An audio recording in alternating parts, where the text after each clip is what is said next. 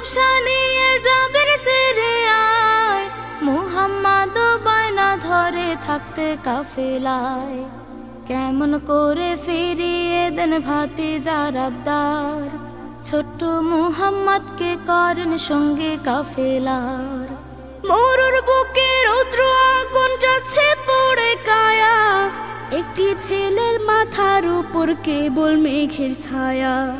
ঈসাই এক ধর্মযাজক চোখে সুরমা মেখে, বিস্মিত হন দূরের থেকে এমন দৃশ্য দেখে। দাওয়াত করে খাওয়ান পুরো কাফেলা তার ঘরে, নিজের কক্ষে ডেকে নিলেন শিশুকে এরপরে।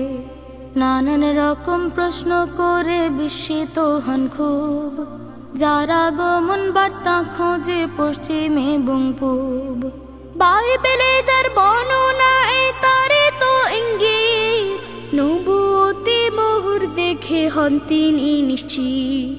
চাচা জানকে ডেকে বলেন শুনুন খবরদার, একে নিয়ে আর কখনো হবেন না ঘরবার।